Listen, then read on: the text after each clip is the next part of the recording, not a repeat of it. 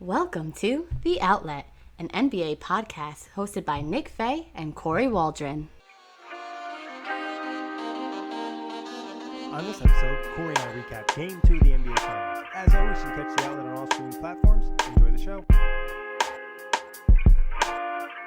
All right, Kory, Game 2 wrapped up. Lakers pick up another W, now up 2-0 in the series after a 124-114 win. Anthony Davis, LeBron James take care of business. Obviously, Miami without Bam Adebayo and Goran Dragic. What were your thoughts on this one?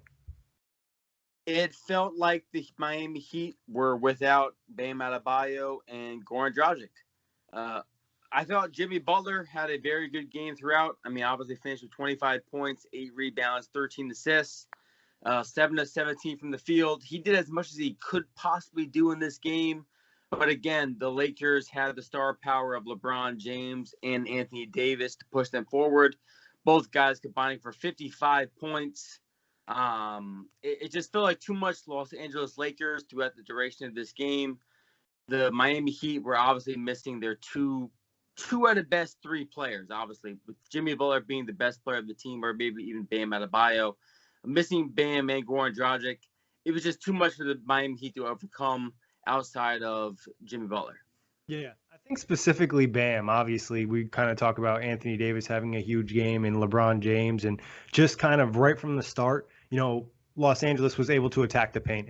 I think their first 12 points were all in the paint, and not having Bam really hurt. Myers Leonard is not going to cut it. Kelly Olynyk can give you some offense, but defensively he was getting worked. And, even you saw Miami have to play the zone a little bit more tonight, and LeBron just pretty much busted that because being one of, the best scorers and the best passers in the league, he's going to be able to get that ball at the elbow, and he's going to really put the defense in a compromised position. So you almost kind of felt bad for the Heat because they played probably good enough to be in the game, and if they had Bam and they had Dragic, you could make an argument. Maybe this is a game they could have stole or something like that, but you never know because I think LA kind of took their foot off the gas a touch compared to Game 1. I mean, Myers Leonard started the game, played just 9 minutes and 11 seconds, the duration of the game. Definitely a lot of Kelly Olynyk. He played 37 minutes, 24 points, 9 rebounds, 2 assists.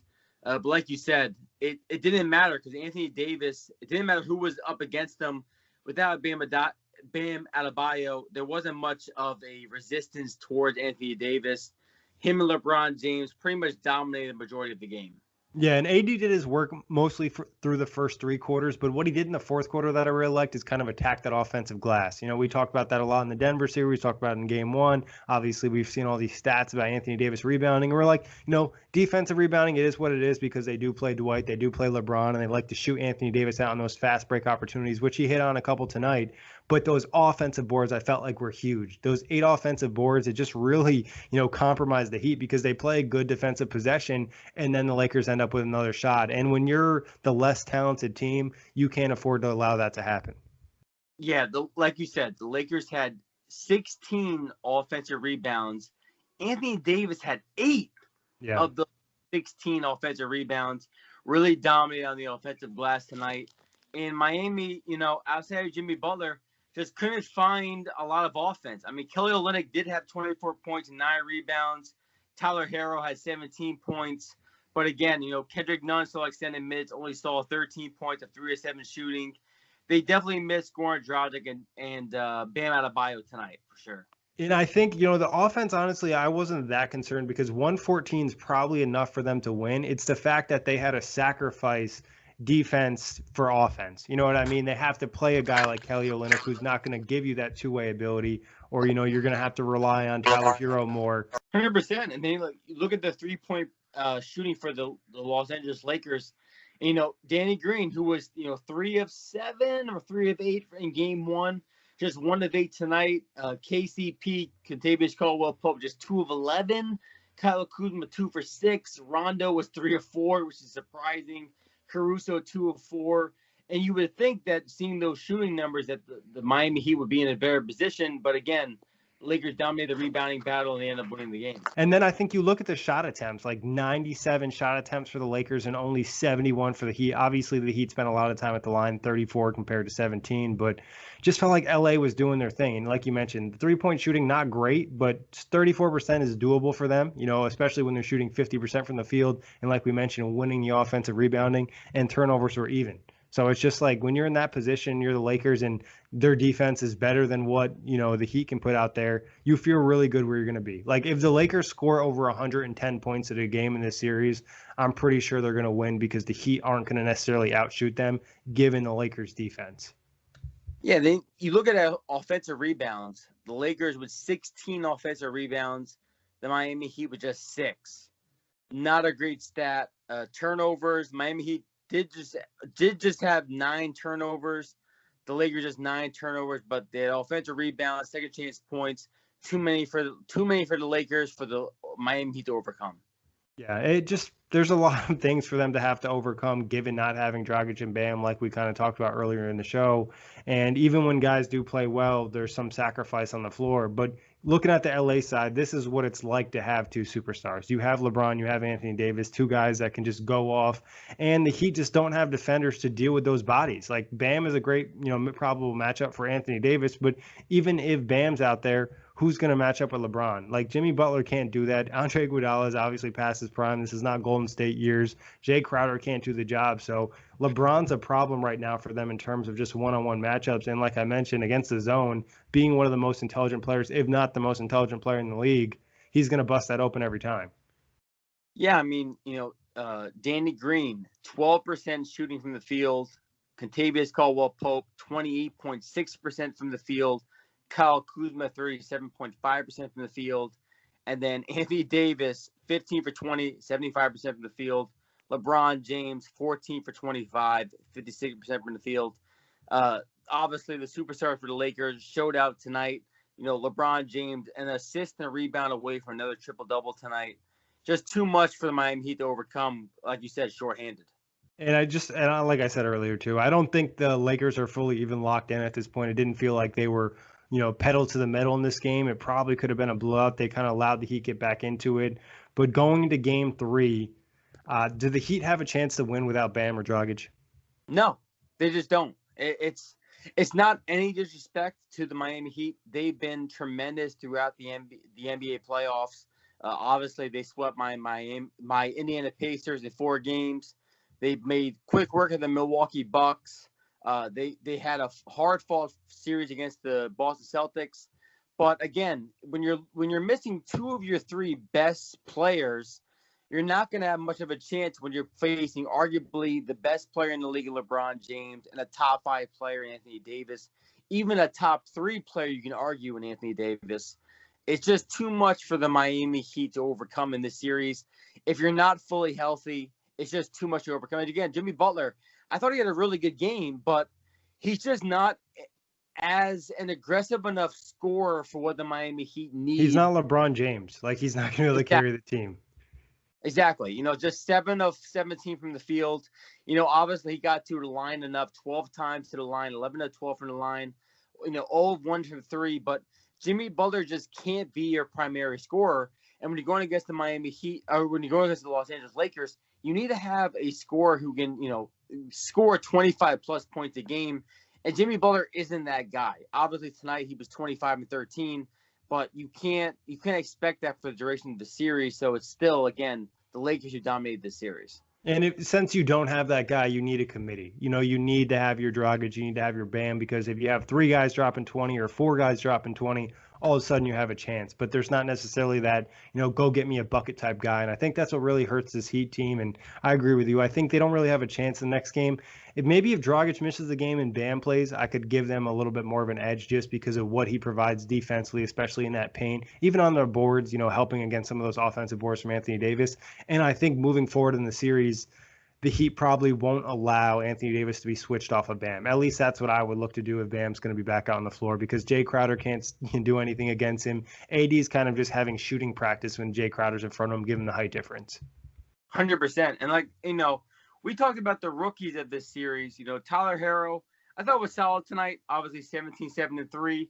But Duncan Robinson, he looked like a rookie. Just 2 of 7 from the field, 21 minutes, 4 fouls, a minus 21 for the Miami Heat. The Miami Heat need their sharpshooters to be on the floor and to be effective. And the Lakers were able to make, Duncan Robinson a non-factor in this game. Yeah, second year in the league, but rookie for the playoffs, and just he can't get his shot off. It's just so much different. And I saw the same thing happen with Joe Harris last year with the Brooklyn Nets when it was the first time they were in the postseason and dealing with Philadelphia and just the pressure they put on him off ball. And then this year I saw him against the Toronto Raptors, able to kind of find space and get his shots off. I think it's going to be a real learning experience for Duncan Robinson because we talked about this prior, and obviously he's had plenty of success in the postseason, but the finals is different, and they're really going to just make you uncomfortable. And they pointed out on the broadcast, like his release is just so much quicker right now, and he's just not in rhythm. 100%. And then, we saw Kendrick Nunn get extended minutes tonight. He played 29 minutes for the Miami Heat, 13 points, 4 rebounds, 3 assists. I didn't think he was terrible tonight, but again, he hasn't played majority of the postseason because of how, Goran Dragic and company were playing. Got forced into playing big-time minutes tonight, and he didn't look great, but it was definitely solid. But again, the Miami Heat are in trouble without, 2 of their best 3 players.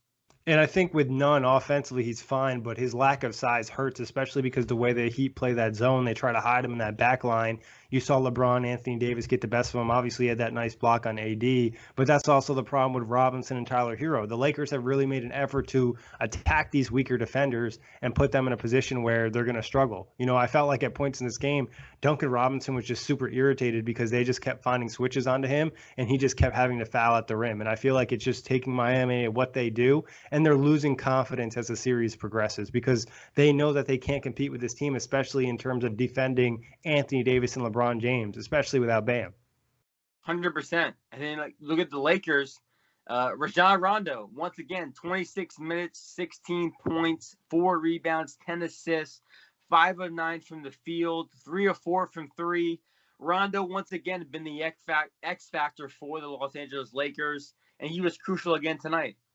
Yeah, he heard me talking shit, especially about his three-point shot. He's nailing it right now. I think this is at a point where maybe you can't even give him those wide-open looks. But when you look at defending the Lakers, you don't really have a chance. Like, I thought at points, the Heat tried to do the best they could in limiting the paint, but then it just led to guys getting open threes. And the Lakers weren't great from 3 tonight, but 47 attempts, and I wouldn't say a majority of them were bad. I would say most of them were good shots or shots you probably should take.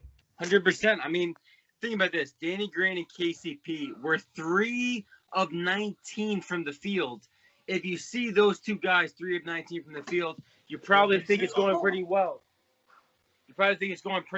And it didn't go well for the Lakers at all. Yeah, and I would say also both guys, I think, suffered injuries in this game. I want to say KCP's either jammed or sprained his finger early in the game because I remember him grabbing it in the first quarter. And then Danny Green, we saw something maybe with his quad or his hip along those lines. So something to keep an eye on, but obviously the Heat are dealing with a lot more on their end. Any takes going into game 3, or what's your prediction? I mean, if Bam Adebayo is healthy, I definitely feel like Miami can steal a game in this series, right? I mean, just losing this game by 10, you have to feel promising if you're the Miami Heat fan because, again, you're missing 2 of your best 3 players.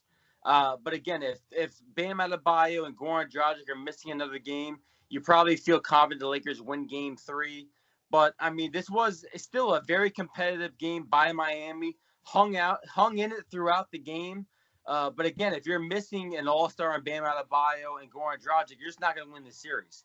Yeah, I think if you have no Bam, no Dragic, I think it's easily going to be LA. I think they'll be even better in the next game. But if Bam and Dragic do play, this is probably Miami's best chance of stealing a game. So if those guys are actually healthy and able to contribute, and both of them are on the floor, I'll give Miami a shot to win that game. But right now I'm leaning with the Lakers because I think even if Bam or Dragic do play, they're probably not going to be 100%, especially Bam, given it's a neck injury.